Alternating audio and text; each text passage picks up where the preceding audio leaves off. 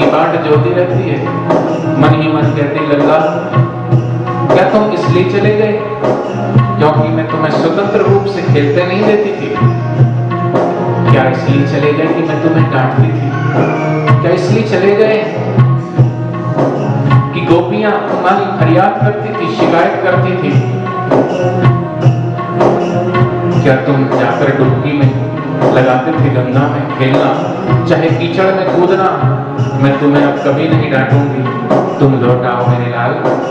नंद बाबा घर के द्वार पर खड़े होकर ऐसे ही सोचते रहते थे कि कान्हा, मैं तुम्हें गौओं के पास जाने से नहीं रोकूंगा, तुम दिन भर भैया भैया चराना, पर इस तरह हमारा त्याग न करो, लौट आओ। गोपियां रो रो करके सुनी मिट्टियों में भटक भटक कर कहती रहती, कान्हा, आज तक तुमने हमारी हर मटकियां फोड़ी, माखन चुराया, हम सदा तुम्हारी शिकायत यशोदा मैया से करते रहे, पर अब चाहे तुम कितनी मटकियां फोड़ लेना, हम कभी तुम्हारी शिकायत नहीं करेंगे, लेकिन इस तरह हमें छोड़कर क्यों चले गए? श्याम लौट आओ, श्याम लौट आओ। ग्वाले, गोकुल, वृंदावन सब सुना है तुम्हारे बिना, जी नहीं लगता। तट पर जाकर जिस ओर हम निहारते हैं सुना ही सुना नजर आता है। जिस ओर अक्रूर जी कान्हा को रथ पर बैठा कर ले गए, उसी ओर दौड़ दौड़ कर बार बार नजरें उभरी जाती है। कान्हा, रोज सुबह यहाँ बैठकर हमें कितना हंसाते थे।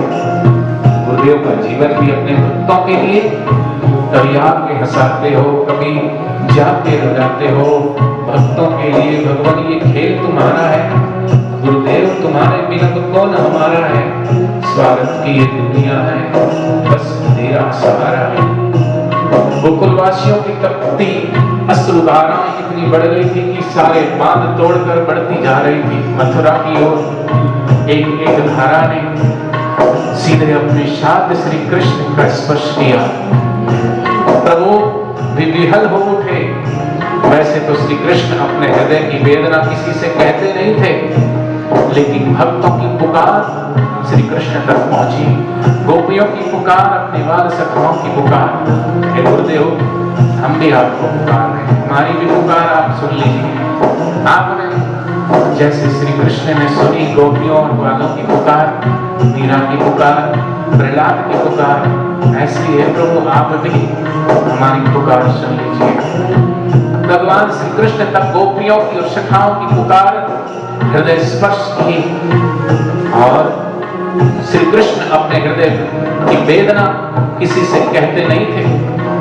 पर एक दिन उद्धव जी के समक्ष सारा रहस्य उद्घाटित किया। उद्धव श्री कृष्ण के प्रिय सखा होने के साथ साथ विद्वान और शास्त्रज्ञ भी थे। उन्होंने श्री कृष्ण से अत्यंत मार्मिक संवाद भी किया। उसके उत्तर स्वरूप श्री कृष्ण ने बड़े हृदय स्पर्शी ढंग से अपनी व्याख्या रखी। सूरदास जी ने इस घटना का बहुत सुंदर चित्रण करते हुए लिखा है। श्री कृष्ण उद्धव जी से कहते हैं कि मुझे ब्रज भूलता नहीं। भगवान श्री कृष्ण भले ब्रज से चले गए, लेकिन उद्धव जी से कहते हैं, उद्धव मैं भले आ गया हूं, लेकिन मेरे प्राण गोपियों में बसते हैं, मेरे प्राण मेरे सखाओं में बसते हैं, मेरी आत्मा मेरी गोपियां हैं, मेरे सखा हैं, मेरे मित्र हैं। उद्धव मोहि ब्रज विसरत नाही, वृंदावन गोकुल वन उपवन, सघन कुंज की छाही। प्रात समय माता सुजमती, प्रात समय माता जसमती, अरुनंद देखी सुख पावत, माखन रोटी दहियो सजावत, अति हित साथ खपावत। गो ग्वाल बाल संग खेलत, सब दिन हसत सिरात। सूरदास धनि धनि ब्रजवासी, जिन सौ हित जनों का। श्री कृष्ण के नेत्रों में दिव्य अश्रुओं का प्रवाह थमने को रुक नहीं रहा है। वह करुणा सिंधु जो सदा दूसरों के आंसू पोंछता है, उसकी आंखों से दिव्य आंसू गिर रहे हैं। वो न आंसुओं को कैसे रोके। उद्धव जी श्री कृष्ण की अवस्था को देखकर कहते हैं, महाराज आप गोकुल वासियों के लिए पत्र क्यों नहीं भेज देते? श्री कृष्ण कहते हैं उद्धव जी, आप मेरे परम सखा हैं, मेरा ये कार्य कीजिए, आप ही गोकुल जाइए, वहां जाकर नंद बाबा, माँ यशोदा, गोप ग्वालों को आनंदित कीजिए। गोपियां मेरे विरह की व्याधि में बहुत दुखी है, उन्हें मेरा संदेश सुनाकर दुख से मुक्त कीजिए। उनसे कहिए कि मैं उनकी आत्मा में हूँ, वे नित्य निरंतर मुझ में ही तन्मय रहती है, मैं भी उन्हें निरंतर स्मरण करता हूँ, हर क्षण उनके साथ रहता हूँ, कहीं मैं उनसे दूर नहीं हूँ। उद्धव जी श्री कृष्ण को सिर नवाकर अपने रथ पर आरूढ़ होकर चल पड़े गोकुल धाम की ओर। और दूर से ही रथ को देखकर सारे लोग दौड़े दौड़े आए, मानो उन्हें ऐसा लगा कि उनके प्राण, उनके सखा, उनको सब कुछ आज पुनः लौट आए भगवान श्री कृष्ण। भगवान श्री कृष्ण उस रथ में तो थे नहीं, जो ही रथ नजदीक आया उन्होंने देखा तो उद्धव जी तो रथ पे बैठे हैं, लेकिन श्री कृष्ण रथ में नहीं है। समीप जाकर जब उद्धव जी को पाया तो उनके नेत्र बरसने लगे, उनके अश्रु उद्धव से प्रश्न कर रहे थे, कैसा है हमारा कृष्ण, क्या वह हमें याद करता है? कहिए उद्धव, कहिए ना। इन मौन प्रश्नों के आगे उद्धव जी ने मौन रहना ही उचित समझा और नंद बाबा के घर की ओर बढ़ने लगे। गोप ग्वालों ने मार्ग में उन्हें श्री कृष्ण की स्थली के दर्शन करवाए। उद्धव जी पहली बार पधारे थे, कहने लगे, देखो उद्धव जी, ये वही चबूतरा है, ये वही वृक्ष है कदम का, जिसके ऊपर चढ़कर के भगवान श्री कृष्ण बांसुरी बजाते थे। हे उद्धव जी, ये वही यमुना है जहाँ पर भगवान श्री कृष्ण नहाते थे, इसी यमुना में उन्होंने कालिया का मर्दन किया था, ये वही नदी है। दिखाते दिखाते आगे बढ़ रहे हैं। गोप ग्वालों ने मार्ग में उन्हें श्री कृष्ण की लीला स्थली के दर्शन कराए, जहाँ कन्हैया ने अपनी गैया चराई, बांसुरी बजाई, मैदान सब कुछ दिखाया। हमारा मन इन सबको देखकर कृष्णमय हो रहा है। नंद बाबा का दिल तो द्वार पर अपने कान्हा की राह तकते हुए निकटता था। उद्धव जी को अकेला आया देखकर वे निरुत्साहित होकर मूर्छित हो गए। ग्वाल बालों ने नंद बाबा को संभाला। उद्धव जी ने आंगन में देखा माँ यशोदा कौवे से अपनी कृष्ण की बातें कर रही है। पहले जब कोई संदेश नहीं होता था ना, कौवा आकर मंदिर पे बोलता था, कौवा बोलता था तो उस दिन जरूर कोई ना कोई मेहमान आता था, ये पक्की बात थी। माँ यशोदा भी उस कौवे से पूछ रही है, काका मेरा कान्हा कब आएगा? बहुत से ऐसे भक्त आज भी जोधपुर की जेल में के बाहर सुबह से शाम तक मानो जेल की चार दीवारी से बातें करते हुए दिखाई पड़ते हैं। बहुत से ऐसे भक्त जो आश्रम में सुबह शाम गुरुदेव की श्री विग्रह से बात करते हुए दिखाई पड़ते हैं। उनके देख कर के लोग तो जो चतुर होंगे, होशियार होंगे, वो तो कहेंगे ये पागल है, सटिया है। लेकिन सचमुच में उनका प्रेम गोपियों सा है, सचमुच में उनका प्रेम उन सखाओं की तरह है। मूर्छित हुए नंद बाबा अगले दिवस ब्रह्म मुहूर्त में उद्धव जी ने गोकुल की वीथियों में गोपियों को श्री कृष्ण कीर्तन करते हुए यमुना की ओर जाते देखा। स्नान आदि से निवृत्त होकर लौटने पर गोपियों ने झुंड बनाकर दधी मथने लगी। कृष्ण की लीलाओं का स्मरण करते करते अपना कार्य कर रही थी। उद्धव जी के मन में बड़ा विस्मय हुआ ये देखकर कि मैं इनको सुनाऊंगा ज्ञान की बातें, मैं तो इन्हें देखकर कि मुझे कुछ और ही नजर आ रहा है, मैं इनको क्या सुनाऊं? इनको देखकर के तो मुझे कुछ और ही नजर आ रहा है। भगवान श्री कृष्ण ने तो कहा था कि जाओ और उनके दुखों को दूर करो, उनको जाकर के थोड़ा सत्संग सुनाना, उनको कहना कि मैं तुमसे दूर नहीं गया हूं, मैं तुम्हारे अंग संग हूं, मैं सदैव तुम्हारे साथ ही हूं, मैं तुम्हारी आत्मा ही हूं।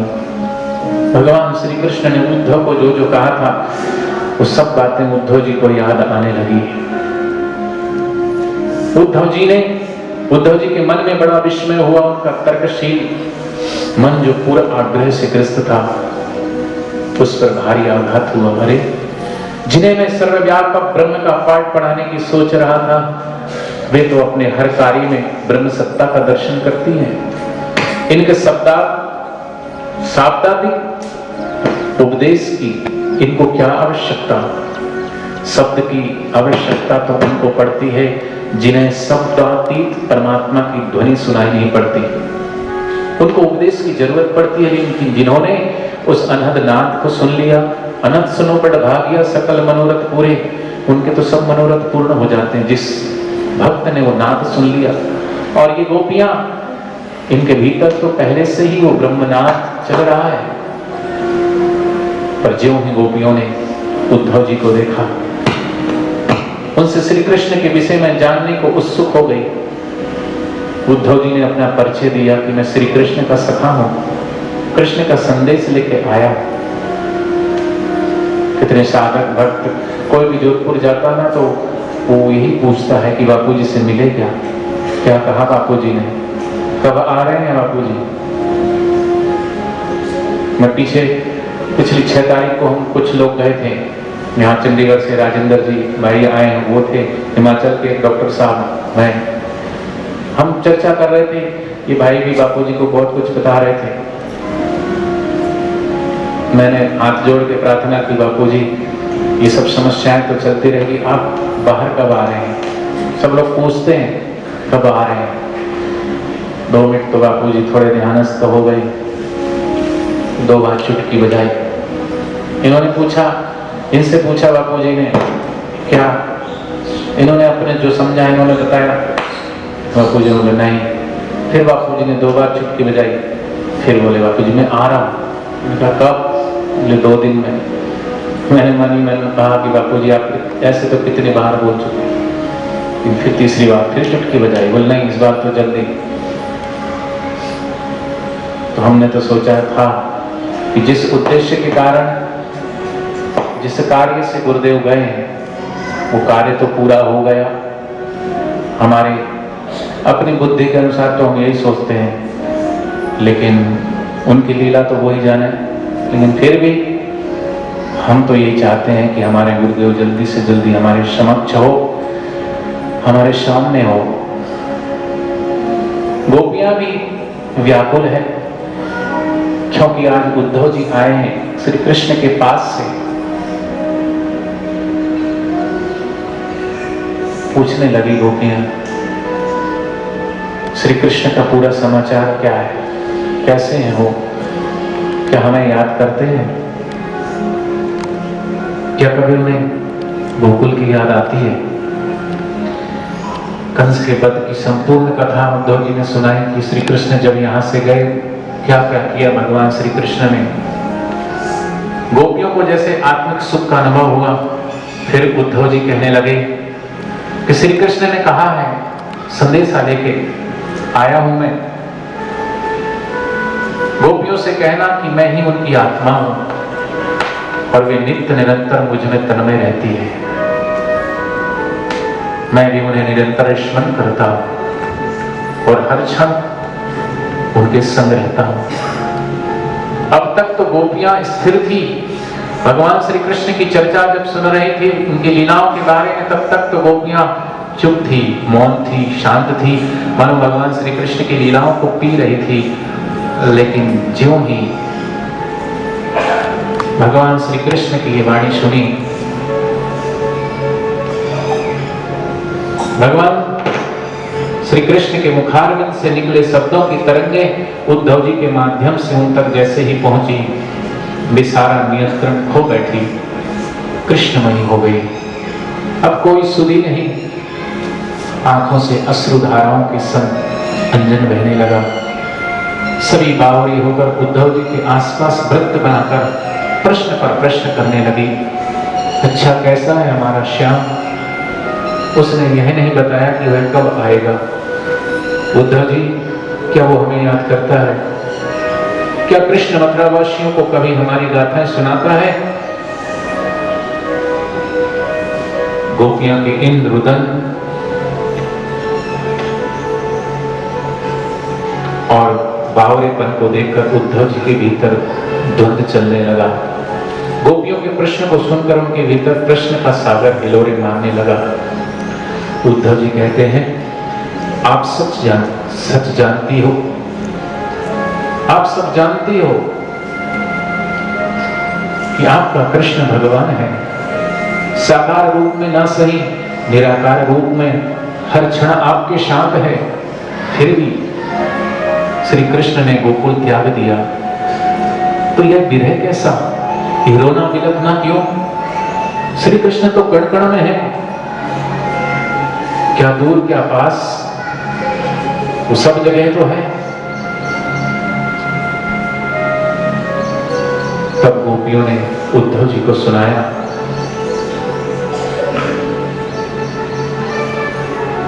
गोपियां कहती है कि हम प्रेम नगर की बंजारा, जब तक और साधन क्या जाने। ये ब्रह्म ज्ञान की बड़ी बड़ी उलझने हम क्या जाने। मेरे और मोहन की बातें हैं उद्धव, या वो जाने या मैं जानूं। ये प्रेम की बातें हैं उद्धव, बंदगी अपने बस की नहीं है। यहाँ सिर देके होते हैं सौदे, आस की इतनी सस्ती नहीं है। हम जानते हैं कण कण में है। आप तो विद्वान हैं, आप जानते हैं कि पानी हवा के कण कण में है। हवा मान में पानी होता है, वैज्ञानिक यंत्रों से उस पानी को हम पकड़ सकते हैं। लेकिन हे उद्धव, कण कण में पानी तो है, फिर भी क्यों आप उससे अपनी प्यास नहीं बुझा लेते? क्यों प्यास बुझाने के लिए जल का सेवन करते हो? ठीक है, ऐसे ही वह निराकार परमात्मा कण कण में तो है, अवश्य है, परंतु जिसने उसको साकार रूप माधुरी का रसास्वादन कर लिया, जिसने वह परमात्मा को कण कण में जानकर भी उसे अपने आंखों के समक्ष देखने की इच्छा करता है। हम जानते हैं कि परमात्मा कण कण में है, सब जगह है, सब में है, फिर भी साकार रूप में जिन्होंने देखा है, ये सत्य है कि कण कण में समाहित है परमात्मा का प्यार, लेकिन उसकी दैहिक अनुपस्थिति में शून्य लगता है ये संसार। उनके चरणों की आहट पाकर शून्यता समाप्त हो जाती है। उनकी वाणी, उनके स्वरूप से ही तो सब में चैतन्यता लाती है, कण कण में नहीं। अब भगवान आंखों के रूबरू हो, उनके पावन दर्शन से ही भक्तों के सब काम शुरू हो। हम तो गुरुदेव से यही चाहते हैं कि बस और कुछ नहीं चाहिए। जो गोपियों ने भगवान श्री कृष्ण से मांगा, जो उद्धव जी से कहा वो ही। उद्धव जी कहते हैं कि आप श्री कृष्ण का इतना सानिध्य मिला आपको, आप उनकी अवतारी लीलाओं के साक्षी ही नहीं, भागीदार भी नहीं है। क्या उनके संकल्पों को पूर्ण करने के लिए मात्र उनकी स्मृतियां काफी नहीं है? इतना तो आपने सानिध्य ले लिया, इतना तो दीदार किया, इतना तो दर्शन किया, क्या इतना काफी नहीं है? गोपियां कहती है, कृष्ण के आदर्शों पर चलकर उनके संकल्पों का ध्यान करके ही तो हम जीवित हैं अभी तक। पर जिस कृष्ण की मुस्कान से हमने जीवन का मार्गदर्शन पाया, उनकी उपस्थिति हमारे लिए उतनी ही महत्वपूर्ण है जितने उनके संकल्प। स्वयं कृष्ण की स्मृतियां भी कृष्ण का स्थान नहीं ले सकती। आप नहीं समझेंगे उद्धव, प्रेम में पाषाण जैसी दृढ़ता और पुष्प जैसी मनोहरता होती है। जैसे शाब्दिक ज्ञान की आंख से मापा नहीं जा सकता, प्रेम की इस अवस्था को मात्र प्रेमी हृदय से ही समझा जा सकता है। उद्धव जी मन ही मन सोचने लगे, क्या प्रेमी भक्त होने का अभिप्राय सिर्फ आंसू है? क्या सिर्फ रोना ही लिखा है? गोपियों के बहते आंसू उत्तर दे उठे उद्धव जी, भक्तों के आंसुओं को यूं न समझना, इन आंसुओं में गोपियों का योग और ज्ञानियों का ज्ञान सम्मिलित है। प्रेम की वेदी पर जब भक्त स्वयं को खाक करता है, तब निर्मित होते हैं ये आंसू। संसार के लिए तो सब रोते हैं, लेकिन भगवान की विरह में, भगवान की याद में जो आंसू निकलते हैं, उन आंसुओं के बारे में क्या? हाँ, गोपी होने का अर्थ आंसू है, क्योंकि इन आंसुओं में कण-कण में, इन आंसुओं में कृष्ण नाम का अमृत बहता है। हाँ, गोपी होने का अर्थ बावरी होकर घूमना है, क्योंकि कृष्ण की याद सब कुछ भुला देती है। किसने कहा आपको कि गोपी निष्क्रिय हो गई? अरे वो तो कृष्ण के चिंतन स्मरण से शक्ति अर्जित कर रही है, अवश्य पूर्ण करेगी। गोपी कृष्ण के संकलन और स्वप्न अवश्य प्राण अपने वो क्षण भी कर देगी अर्पण। मौन नहीं, आज गोपी गहराइयों में डूब गया है चिंतन इनका। कृष्ण चाहिए, हाँ कृष्ण चाहिए, लक्ष्य तो पूर्ण करना है उसका। माना कि कृष्ण के प्रेम का गोपी ऋण चुका नहीं सकती, पर कृष्ण के आदर्शों के खातिर अपना सर्वस्व लुटा सकती है। कृष्ण ही है उनकी पहचान, उनका मान, उनका सम्मान, उनका कुल, उनका धर्म। गोपी पुकार रही है श्याम श्याम श्याम। आज भक्त भी पुकार रहे हैं सिर्फ अपने गुरु को। उद्धव जी, कृष्ण से गोपी और गोपी से कृष्ण कभी विलग नहीं हो सकते। यदि कृष्ण गोपियों की आत्मा है तो गोपियां भी कृष्ण की शक्ति है। आज एक बार फिर से इतिहास ने स्वयं को दोहराया। प्रेम के आगे तर्क की हार हुई। उद्धव जी गोपियों के समक्ष नतमस्तक हुए और मथुरा की ओर चल पड़े। मन में अब कोई द्वंद्व नहीं, यदि कुछ शेष है तो मात्र सुधा श्री कृष्ण के दिव्य प्रेम की। उद्धव जी मन ही मन श्री कृष्ण से प्रार्थना करने लगे, हे कृपालु भगवान, अगले जन्म में मुझे ब्रज की कोई पुष्प लता या कोई वृक्ष या माटी बना देना, क्योंकि ब्रज की माटी में भी कृष्ण की माटी में भी कृष्ण के लिए प्रेम है। इसलिए वृंदावन के कण-कण में, क्यों वो भक्त के कण-कण में भगवान का वास होता है। भगवान श्री राम वनवास को जा रहे थे, अपने गुरुदेव से पूछा कि मैं वन में जा रहा हूं, मैं कहां रहूंगा? तब गुरुदेव ने कहा कि हे रामचंद्र, जिनकी आंखें सिर्फ और सिर्फ अपने इष्ट, अपने आराध्य, अपने गुरु को निहारती हो, अपने इष्ट को निहारती हो, जिनके कान सिर्फ उनके श्रवण को, उनके शब्दों को सुनने के लिए लगाई हो, और जिनके हृदय में सिर्फ और सिर्फ उनके इष्ट, उनके आराध्य प्रभु बसते हो, ऐसे भक्तों में ही तुम बसना।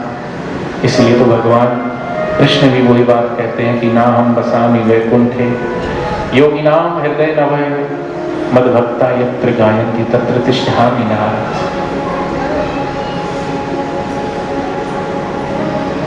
हम भी बहुत धैर्य हमने किया है, धैर्य तो है साधकों में, लेकिन गुरुदेव अब और नहीं। हरि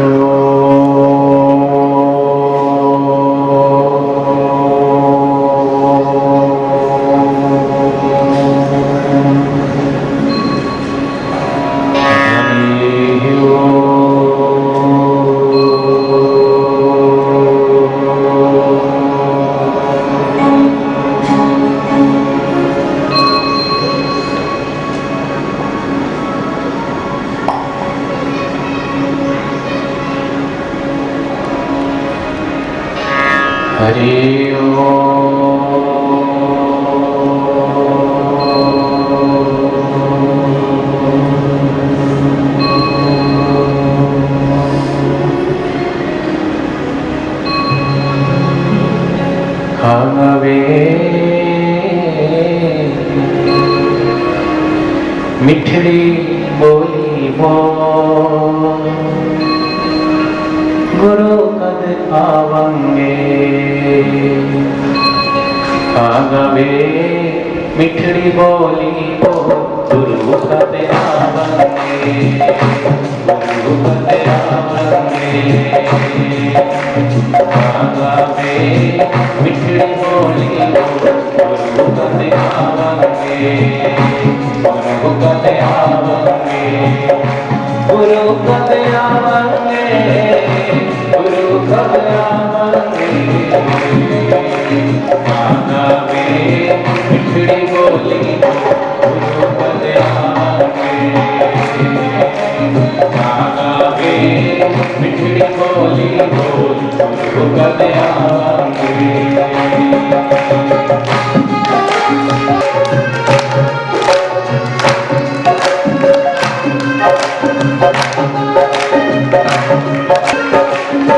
गुरु बिना मेरा जी नहीं लगता, गुरु बिना मेरा जी नहीं लगता, गुरु बिना मेरा जी नहीं लगता, गुरु बिना मेरा जी नहीं लगता, गुरु बिना दरबार नहीं सजदा, गुरु बिना दरबार नहीं सजदा, गुरु बिना दरबार नहीं सजदा, गुरु बिना दरबार नहीं सजदा। मेरी जुगा जुगा दी प्यास नाल बुझावंगे, मेरी जुगा जुगा दी प्यास आके बुझावंगे। गावे मिठड़ी बोली गुरु कद आवेंगे, गावे मिठड़ी बोली गुरु कद आवेंगे, गुरु कद आवेंगे, गुरु कद आवेंगे, गुरु कद आवेंगे। गावे मिठड़ी बोली गुरु कद आवेंगे, गावे मिठड़ी बोली गुरु कद आवेंगे। हरि हरि बोल।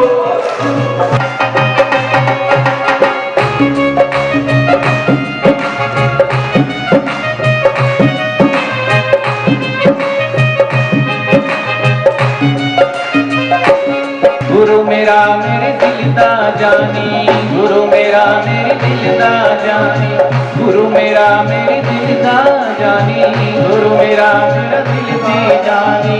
उसदे बचने अमोलक बाणी, उसदे बचने अमोलक बाणी। गुरु मेरा मेरे दिल दा जानी, गुरु मेरा मेरा दिल दा जानी। उसदे बचने अमोलक बाणी, उसदे बचने अमोलक। मैनू जन्म जन्म दी बिछड़ी, मैनू जन्म जन्म दी बिछड़ी, मैनू पास बिठावंगे। गावे मिठड़ी बोली गुरु कद आवेंगे, गावे मिठड़ी बोली गुरु कद आवेंगे, गुरु कद आवेंगे, गुरु कद आवेंगे, गुरु कद आवेंगे। गावे मिठड़ी बोली गुरु कद आवेंगे, गावे मिठड़ी बोली गुरु कद आवेंगे। हरि हरि गुरु मेरे ने भाग जगाया, गुरु मेरे ने मेरा भाग खुलाया, गुरु मेरे ने मेरा भाग जगाया, गुरु मेरे ने मेरा भाग खुलाया। जन्म मरण का पेड़ मुकाया, जन्म मरण का पेड़ बनाया, जन्म मरण का पेड़ मुकाया, गुरु मरण का पेड़ बनाया।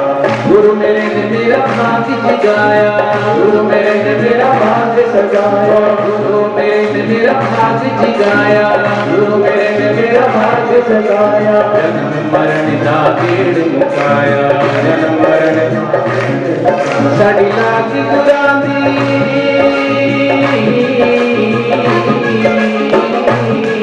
साड़ी लाग गुरां दे हथ विच, साड़ी लाग गुरां दी हथ विच। मेरी तोड़ निभावांगे, मेरी तोड़ निभावांगे। गावे मिठड़ी बोली गुरु कद आवेंगे, गावे मिठड़ी बोली गुरु कद आवेंगे, गुरु कद आवेंगे, गुरु कद आवेंगे, गुरु कद आवेंगे, गुरु कद आवेंगे, गुरु कद आवेंगे, गुरु कद आवेंगे।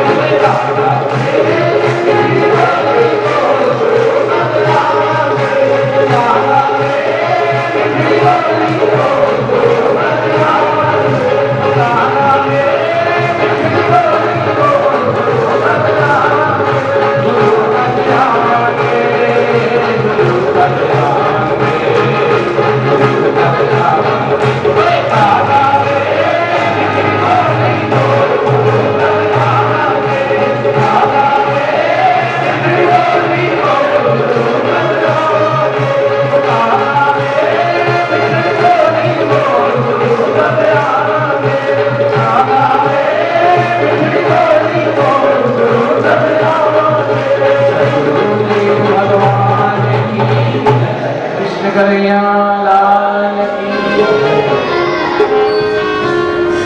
तो सदगुरु के स्मरण से, सदगुरु के चिंतन से, सुमरण से हमें जब इतना आनंद प्राप्त होता है, तो सदगुरु की निकटता, सदगुरु की सानिध्यता कितना आनंद देती है।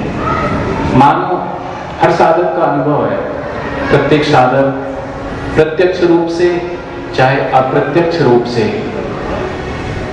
गुरु के निकट अंग संग कहीं ना कहीं उसके चिंतन में, उसके मनन में, उसके चित्त में कोई ना कोई छाप अवश्य होगी।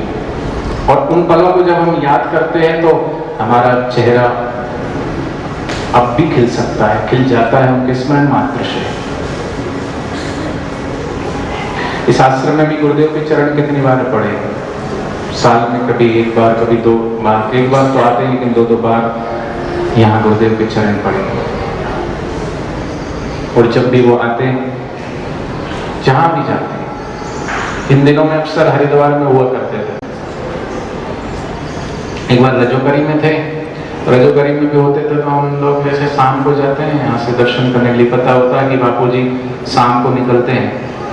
कई बार तो कई लोग बैठे रहते हैं दिन भर दर्शन के लिए, तो कई बार बीच में आ भी जाते हैं। मैं इसलिए बता रहा हूँ कि अभी हम अगर अपने गुरुदेव को याद करते हैं ना, तो हमारा मन अब भी खिल जाता है, अब भी उनकी यादें ताजा हो जाती है।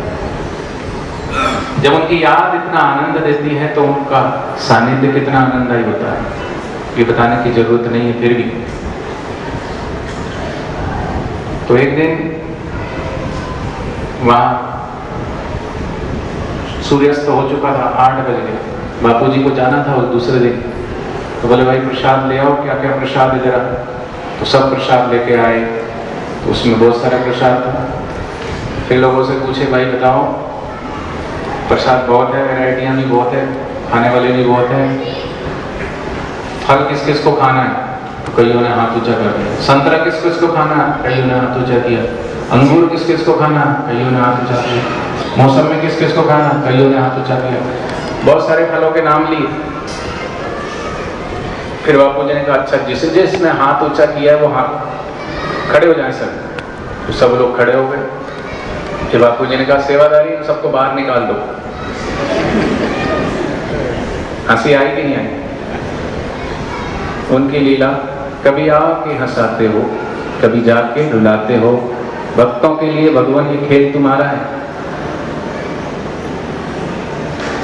खेल तो वो खेलते हैं, लेकिन कभी कभी खिलाड़ी का काम तमाम हो जाता है।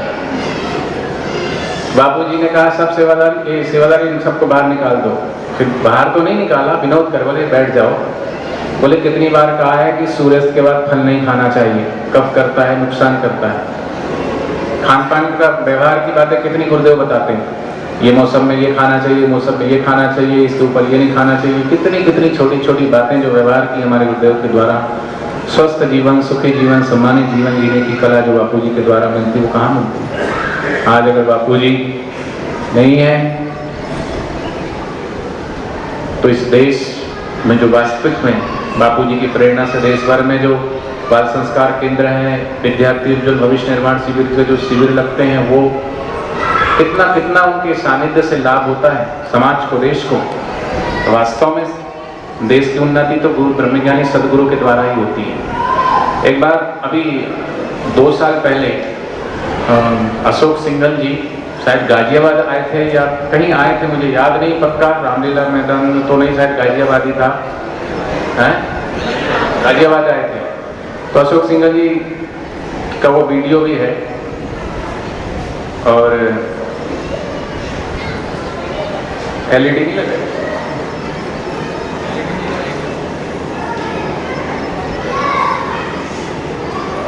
उसमें वो कह रहे थे कि इस देश की जो सरकार है वो दिनों दिन संतों को साजिश का हथकंडा अपना करके और इनको बदनाम करने पे तुली हुई है।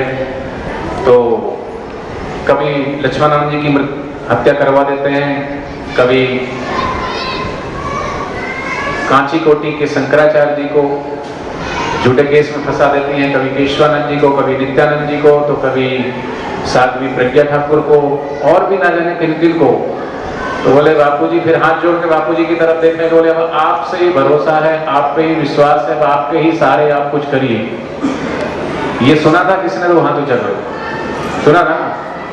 तो हमें तो यही लगता है कि सचमुच में सिंगल जी की प्रार्थना स्वीकार हो गई और बापू जी ने सोचा कि और कौन पहल करेगा, चलो अपना ही एक ऐसा वातावरण बनाते हैं जिसके बीच में देश के अंदर एक ऐसा वातावरण पैदा हो।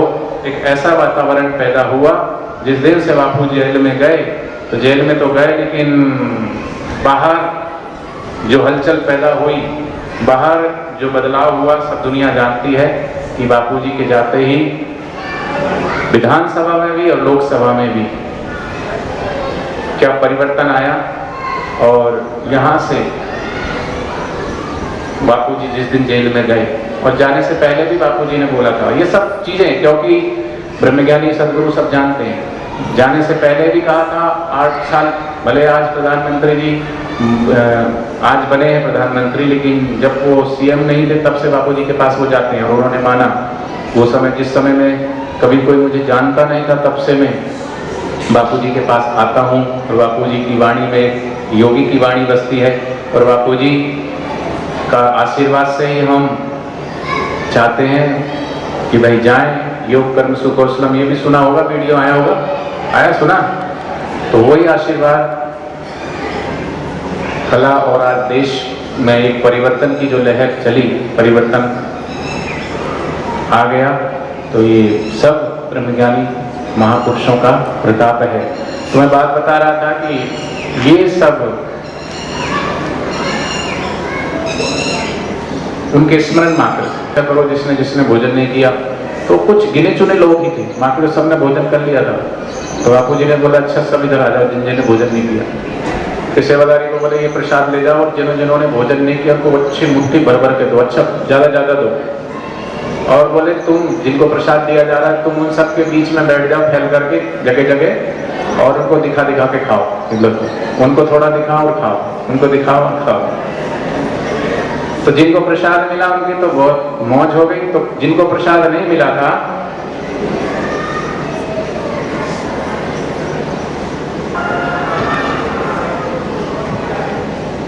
वो सोचने लगे कि आज तो हम घाटे में रह गए, काश हमने भी आज भोजन नहीं किया होता तो बापूजी का हाथ का प्रसाद हमें भी मिल जाता। तो बोले कोई बात नहीं, युक्ति आ गई उनको भी। दूसरे दिन फिर उसी समय फिर बापूजी आ गए। फिर बापूजी ने कहा अच्छा प्रसाद ले आओ भाई। प्रसाद ले आए, फिर मिलाया, मिक्स किया, अपने हाथों से प्रसाद इकट्ठा किया। अच्छा बोले बताओ भाई भोजन किसने किसने नहीं किया? आप में से किसने किसने नहीं किया भोजन? यहाँ जो है भोजन किसने किसने नहीं किया? बाकी करके आए हो क्या? फिर यहाँ भंडारा बना, उसका क्या होगा? तो आज बहुत सारे हाथ ऊंचा उठे। बापूजी ने कहा किसने किसने भोजन नहीं किया? तो बहुत सारे लोग भूखे बैठे थे। बापूजी ने कहा, उन्होंने सोचा अब तो हमें मिलेगा प्रसाद। बापूजी ने कहा सेवादारी इधर आओ और ये प्रसाद ले जाओ, और ये प्रसाद उनको देना जिन्होंने भोजन कर लिया। तो मैं इसलिए बता रहा हूं कि उन पलों को याद करके भी आज भी हमारे मुख पे मुस्कान आ जाती है। अभी वहां पे कुछ कैदी, एक कैदी को 10 साल की सजा थी, तो बापूजी ने पूछा कि तू कितने साल की सजा काटने के लिए आया? बोले बापूजी 10 साल। तो अच्छा बोले तू ये मंत्र ले और इस मंत्र का जाप कर, तेरी सजा कम हो जाएगी। तो बापू को देखता रहा और हंसने लगा। तो बाबूजी ने क्या हंसता है, क्या देख रहा है, क्यों हंस रहा है? तो बोले स्वामी जी बुरा नहीं मानना, नादान बच्चा हूँ आपका, फिर भी धृष्टता कर रहा हूँ। बोले क्या? बोले आप मुझे बोल रहे हो ये मंत्र जप लो सजा कम हो जाएगी, तो इसमें क्या संदेह? बोले फिर आप क्यों नहीं जपते? बापूजी ने कहा डॉक्टर अपना इलाज नहीं करता खुद, ठीक है? मास्टर अपना बच्चे को कभी नहीं पढ़ाता, कई पढ़ाते भी हैं लेकिन उन पे असर भी नहीं होता, दूसरे के पास भेजते हैं। फल का वृक्ष कभी अपने फल नहीं खाता और नदी कभी अपना पानी नहीं पीती। इसी प्रकार संत अपने लिए कभी कुछ नहीं करते, वो हमेशा वैष्णव जन तो तैने कहिए पीर पराई जान दे, वो हमेशा दूसरे के लिए सोचते, अपने लिए नहीं, क्योंकि वो अपने लिए कुछ नहीं मांगते। रामकृष्ण परमहंस को कैंसर था, मां भगवती काली उनके हाथों से भोजन करती थी, फिर भी जब कैंसर हुआ तो शिष्यों ने कहा कि आप इतने बड़े ज्ञानी पुरुष हैं और इतने सिद्धियों के दाता हैं, फिर भी एक छोटा सा रोग आपका ये कैंसर, ये आप इतनी तकलीफ पा रहे हैं, माँ को क्यों नहीं कह देते? तब रामकृष्ण परमहंस ने कहा कि माँ को क्यों नहीं कह देते, मतलब माँ को कहेगा बच्चा तब माँ को समझ में आता है क्या? अरे माँ के पेट में जिस दिन से बच्चा होता है, माँ को तो एक एक पल का, एक एक श्वास का, वो बच्चा जब थोड़ा सा हिलता है, डुलता है, श्वास लेता है, तो भी माँ को पता चलता है। तो बच्चा बताएगा माँ को अपने बारे में, माँ को सब पता होता है। क्या माँ नहीं जानती? माँ सब जानती है। या किसी ना किसी का होगा, महापुरुष लोग अपने ऊपर भी ले लेते हैं, तो ये कट रहा है और माँ ये चाहती है कि मेरे बच्चे का जन्म फिर दोबारा ना हो, इसलिए। तो फिर उसने श्रद्धा से वो मंत्र लिया और जपा, वो 10 साल की सजा 3 साल में हो गई। फिर और मुकदमा थोड़ा और चला और अच्छे से, तो उसके पक्ष में न्याय आया और 3 साल की सजा भी माफ हो गई और वो छूट गया जल्दी थे। जोधपुर की घटना अभी की, थोड़े दिन पहले की। उसने प्रणाम किया और कहा बापू जी आपने सचमुच कहा। वहाँ कई लोग, एक पुलिस वाले की प्रमोशन नहीं हो रही थी, उसने बापू जी से पूछा कुछ मेरा प्रमोशन हो जाए कुछ, तो बोले पीपल का वृक्ष है, इसकी परिक्रमा किया था, गुरु गीता। और उन्होंने कहा कि हमने दीक्षा मंत्र तो जेल में ले लिया और अब हम जाप कर रहे हैं, बापू जी से हमने दीक्षा ले ली। ये तो 7 कैदियों की नहीं, वहां टोटल 1400 कैदी हैं। और वहां के जो जोधपुर का जो कारागृह है, ऐसी जेल में 9 महीने से बापूजी को रखा गया। फिर वहां क्या हुआ? वहां के लोग कहते हैं क्या हुआ, वो बापूजी को बाबा जी बोलते हैं। बाबा बोले बाबा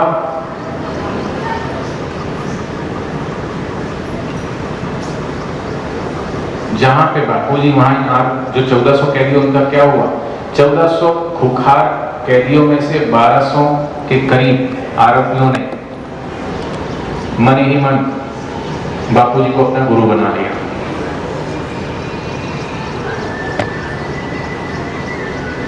और ये सारे कैदी शाम को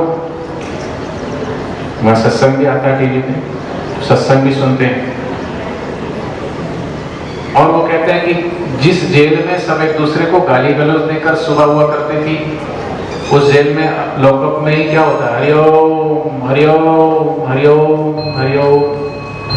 मानो जेल नहीं कोई मंदिर है जहां रोज सुबह नहाने के लिए लाइन लगती थी, और वो कोई डिब्बा पीट रहा, कोई बाल्टी पीट रहा, कोई चिल्ला रहा, कोई चीख रहा। नाश्ते के लिए, खाना खाते समय झगड़े होते थे, वहीं शांति से खड़े रहते हैं, भगवान का नाम जपते हैं।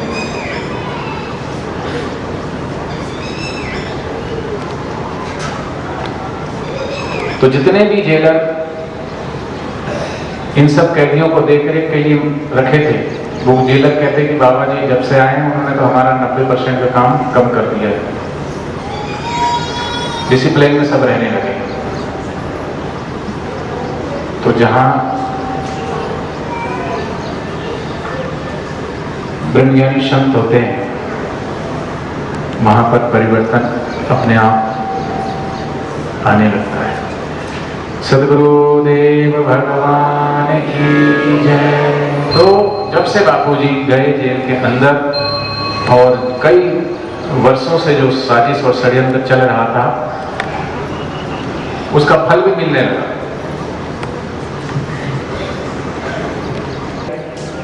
शुरू हुआ फल मिलना, पूरे दल का हुआ सफाया।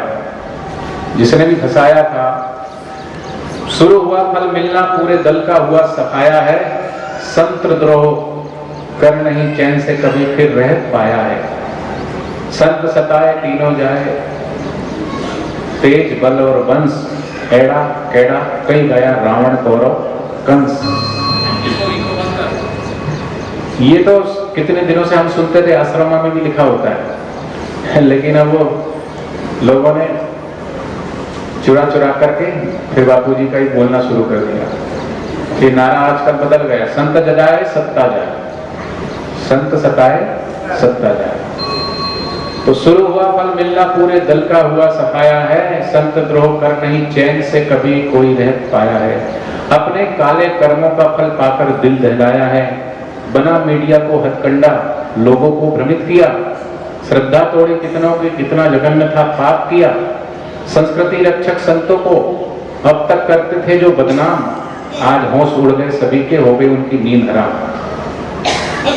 संत सताने का ऐसा फल मिलेगा, यह थे भूल रहे, सत्य सनातन संस्कृति को तबाह करने में मकसूल रहे।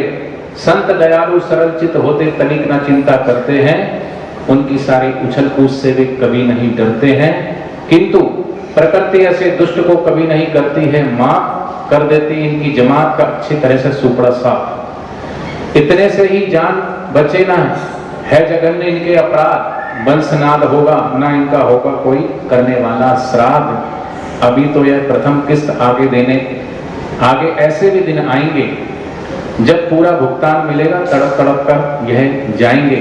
भ्रष्ट मीडिया होश में आए, कर्तव्य जिनके काले हैं, वरना उनके दिन काले दिन भी शीघ्र आने वाले हैं। जिनके संकेतों पर नाचे उनकी दुर्गति देख के अब चेत सके तो अच्छा है, वरना फल पाएंगे ये सब। तो हमें तो गुरुदेव ने धैर्य धरना सिखाया। दूसरा बापूजी ने ये कहा कि दिलबर से मिलना है तो दिलदार बने रहना, दिलबर से मिलना है तो दिलदार बने रहना, हर जख्म सहने को तैयार बने रहना। दुनिया कहेगी तुम्हें पागल, लेकिन बापू के बने हो तो लगातार बने रहना। और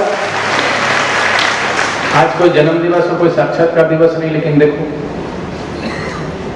खाली फरीदाबाद में सब जगह, मैं जगह जगह जहां जाता हूँ भीड़ खूब होती है, क्योंकि बापू के प्यारे साधकों को झुटलाया नहीं जाता। ईश्वर के मार्ग पर, भक्ति के मार्ग पर इन्होंने कदम रखा है, तो फिर इन्हें पीछे लौटाया नहीं जाता। तो सबके धैर्य का पाठ पढ़ाया है, सत्य की हमेशा जय होती है, जीत होती है। एक बार दो तपस्वी बहुत वर्षों से एक वृक्ष के नीचे बैठकर साधना कर रहे थे। उनके समीप में एक त्रिकाल ज्ञानी महात्मा गुजरे, तो तपस्वी से वो कहते हैं कि हमें ईश्वर के दर्शन कब होंगे। तो महात्मा जी ने कहा कि जब इस वृक्ष के सभी पत्ते सूखकर गिर जाएंगे, ये तना भी खत्म होने की कगार पर होगा, तब आपको परमात्मा के दर्शन होंगे। तो उनमें से एक तपस्वी उसी क्षण उठकर भाग गया, किंतु दूसरा खुशी खुशी पुनः जप में संलग्न हो गया, जाप करने लगा। उस दूसरे तपस्वी ने पूछा कि आपके साथी इतने लंबे के इंतजार के बाद सुनकर हताश और निराश होकर चले क्यों गए, आप क्यों बैठे हो? दूसरा तपस्वी कहता है कि भगवान, मुझे आपकी बात ने हताश नहीं बल्कि आश्वस्त किया, धैर्य दिया, विश्वास दिया। मुझे विश्वास हो गया कि चाहे देर लग जाए पर मेरे प्रभु मुझे दर्शन देने जरूर आएंगे, इसलिए मैं अब तक प्रतीक्षा करूंगा, तब तक प्रतीक्षा करूंगा, क्योंकि आपने बता दिया कि मेरी मंजिल कितनी दूर है। तो भक्तों के शब्दकोश में प्रेम एक ऐसा शब्द है जिनके अनेक पर्यायवाची शब्द हैं, जैसे धैर्य, सहनशीलता, संघर्ष, त्याग, समर्पण, श्रद्धा, विश्वास आदि। तो जहां सच्चा प्रेम होता है वहां गुण स्वयं आ जाते हैं। यदि सबरी गुरु वचनों पर विश्वास कर प्रतीक्षा नहीं करती तो क्या श्री राम के दिव्य दर्शन का आनंद ले पाती? क्या यदि भरत 14 वर्षों का धैर्य न रख पाते तो क्या श्री राम द्वारा असीम प्रेम को कभी प्राप्त कर पाते? क्या यदि भक्त प्रहलाद संघर्षों के आगे हार जाता तो क्या परमात्मा प्रकृति के नियमों का उल्लंघन करके खंभे में से प्रकट होती? तो हे सत्य मार्ग के पथिकों, इतिहास पढ़ना आसान है, पर इतिहास का स्वर्णिम स्तंभ बनकर दिखाने में सच्चा शिष्यत्व है। आज तक हम इतिहास की कथाएं पढ़ते आए हैं, पर आज हम स्वयं इन कथाओं के एक दिव्य किरदार बन गए हैं। और सत्य प्रेम की समाजली परवाने ही जल पाएंगे, सत्य प्रेम की समाजली परवाने ही जल पाएंगे। लक्ष्य है जिनको याद सदा वो कभी नहीं घबराएंगे। लक्ष्य है बड़ा जीवन से, है गुरुवर ने समझाया, लक्ष्य खोकर जीवन जीना किसी काम न आया। दृढ़ विश्वास की शक्ति के हम बाण चलाएंगे, सत्य प्रेम की समाजली हम परवाने ही चल पाएंगे। जो परवाने हैं वही चल पाएंगे। और किसी वृक्ष की जड़ें जख्मी जितना नीचे जाती है, किसी वृक्ष की जड़ें जमीन में जितना नीचे जाती है, वृक्ष की ऊंचाई भी उतनी ऊंचाइयों को पाती है। सतत साधना से हम भीतर की गहराइयों में जाएंगे, सत्य प्रेम की समाजली परवाने ही चल पाएंगे। प्रेम मेरी प्रीति का रंग है लाल लहू के जैसा, रहता सदा समान चाहे फिर आए कैसा भी मौसम कैसा। आंधी और बरसातों में हम नष्ट नहीं होंगे, आज तक इतिहास पढ़ा है, अब इतिहास हम बनाएंगे। लक्ष्य है जिनको याद सदा वही चल पाएंगे। तो सभी साधकों का धैर्य है, लक्ष्य है गुरु कृपा ईश्वर कृपा। तो बापू जी के संकल्प से आशीर्वाद से बापू जी का जो सपना था, और 8 साल पहले नरेंद्र मोदी जी सत्संग में पधारे थे गुजरात में, तो बापू जी ने कहा कि हम आपको सीएम नहीं पीएम देखना चाहते हैं। तो आज वो सपना भी साकार हुआ। क्यों? ये लड़ाई अकेली मोदी जी की नहीं थी, और ये लड़ाई पीएम तक पहुंचे तो अकेले मोदी जी नहीं पहुंचे, इसमें कई संतों का आशीर्वाद और हाथ है। जिस दिन से बापू जी जेल में गए, कांग्रेस सरकार के प्रति जितने भी देश भर में 1276 समितियां हैं, 450 आश्रम हैं। अब तुम खुद सोचो कि यहाँ पे जो समिति है, यहाँ पे जो आश्रम और साधक हैं, ये गली गली ऐसी कोई गली इन्होंने नहीं छोड़ी जहां पर ये सुप्रचार में नहीं निकले। आए कि नहीं आए? सभी के क्षेत्रों में आए ना, प्रभात फेरी निकलते हैं यहाँ पे। 80-82 दिन अभी हो गए और चतुर्मास में 1.5 महीने पहले निकले हैं, तो 4-4.5 महीने लगभग सतत इन्होंने प्रचार किया। तो जब साधक निकलते हैं तो लोग जब देखते हैं तो लोगों के मन में एक ही बात आती है कि बापूजी के साथ बहुत बुरा किया इस सरकार ने, फंसाया गया बापूजी को।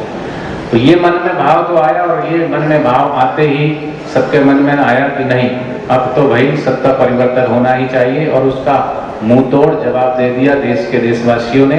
संतों को सताने का, गोहत्या करने का और गंगा को अपवित्र करने का जघन्य जिन्होंने अपराध किया, ऐसे लोगों का सफाया हुआ कि नहीं हुआ?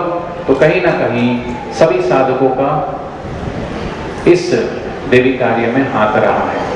बोलो सद्गुरुदेव भगवान की जय। तो हम अपने क्षेत्र में जो सांसद कृष्णपाल गुर्जर जी हैं, उनके पास गए थे चुनाव से पहले। उन्होंने खूब स्वागत सत्कार किया था और उन्होंने विश्वास दिलाया था कि हम सब जानते हैं कि ये संतों के खिलाफ षड्यंत्र हो रहा है, हमारी सरकार आएगी और हम इस देश में एक अच्छा शासन लाएंगे। हमारे मुद्दे ही हैं संतों का सम्मान, गाय का सम्मान, गंगा का सम्मान। और उन्होंने काफ़ी अच्छा विश्वास दिलाया था। और फिर हम दोबारा जीतने के बाद जब उनको हम बधाई देने गए तो उन्होंने ये भी आश्वस्त किया था कि हम आश्रम जरूर आएंगे। और आज उनका आने का प्रोग्राम भी था, और जो उनका शेड्यूल था सुबह 10 बजे से वो निकल गए थे, लेकिन 1-2 जगह ही जा पाए। यहाँ आना भी था उनको, आगे भी कहीं और जाना था, लेकिन नई सरकार बनी है तो कैबिनेट की मीटिंग है, और मीटिंग है तो उनको दिल्ली से फोन आया, इसलिए वो उन्होंने संदेश भेजा कि आज तो मैं यहाँ से थोड़ा नहीं आ पा रहा हूँ, सभी भक्तों को मेरी क्षमा याचना बोलना, लेकिन आगे जैसा भी प्रोग्राम बनेगा मैं जरूर आऊँगा, बापूजी के सिर चरणों में भी जरूर आऊँगा। ताली तो बजा दो, इतने कंजूस सोचते हैं, थोड़ी सी बजाते हैं, फिर सोचते हैं रख लो भाई, अपने पास ही काम आएगी, चुनाव में काम आएगी। बोलो सदगुरुदेव भगवान की जय। तो हमारे गांव से भी ये भाकड़ी आश्रम गांव के नाम से जाना जाता है। क्या नाम है इस आश्रम का? भाकड़ी आश्रम। बापूजी का आश्रम। बापूजी बोलते हैं मेरा आश्रम नहीं है, भाकड़ी का आश्रम। अगले वाले हैं विजय भाई हैं और कौन कौन है?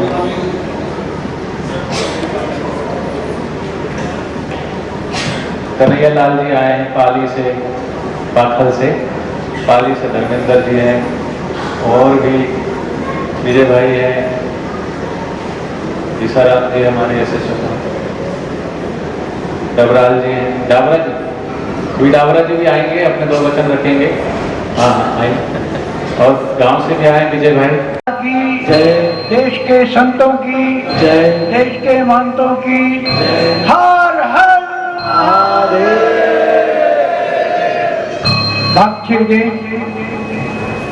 अभी हम सभी लोग परम पूज्य रामा भाई जी के द्वारा बोलूं, परंतु संतों का आदेश भी शर्मा थे। अभी पूज्य बापू जी के बारे में चर्चा चल रही थी, तो विश्व हिंदू परिषद जिला मंत्री फरीदाबाद में, विश्व हिंदू परिषद जो फरीदाबाद की टीम है, ये जो साहब के सामने एक सेवक खड़ा है सुभाष डावरा, जिला मंत्री के इसको अध्यक्ष है। इस नाते से जो कार्य हमें करना चाहिए हमने अभी से करना शुरू कर दिया है। अपने माननीय अशोक सिंघल जी तक या प्रवीण तोगड़िया जी तक, हमारे धर्माचार्य संपर्क प्रमुख माननीय देवेश्वर मिश्र जी,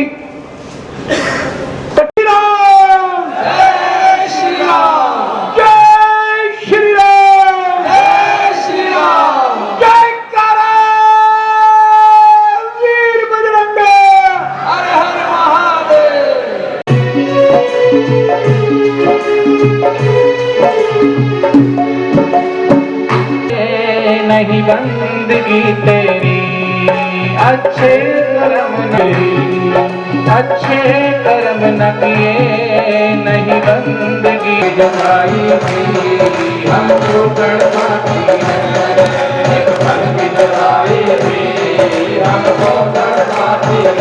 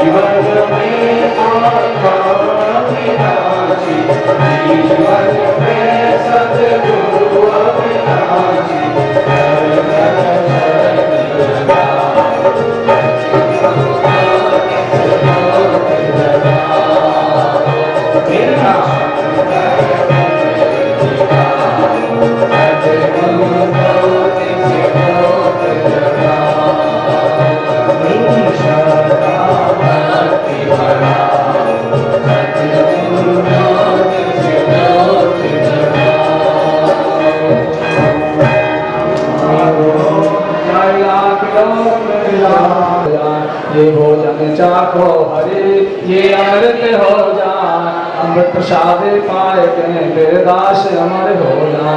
ये भोजन चाखो गुरु ये अमृत हो जाए, अमृत प्रसाद पाए के तेरे दास अमर हो जाए। सारी संगत अमर हो जाए, हमारी भक्ति बढ़ती जाए। हरि हरि ओ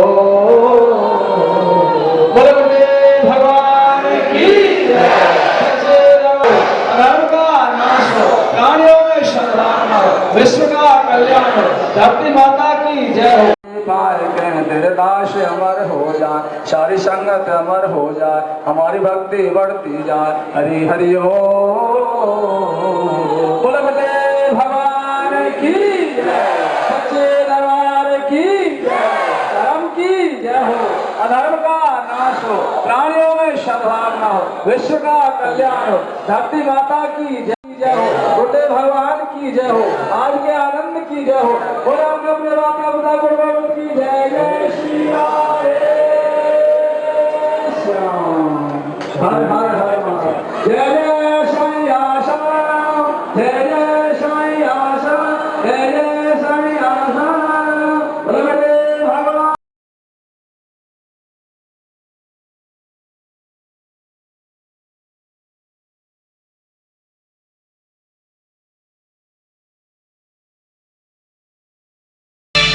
गुरुवर ने मेरे मन में ज्ञान की ज्योत जगाई, मोक्ष की राह दिखाई, मोहे मोक्ष की राह दिखाई। मेरा अभिमान मिटाया ऐसी दया बरसाई, मोक्ष की राह दिखाई, मोहे मोक्ष की राह दिखाई।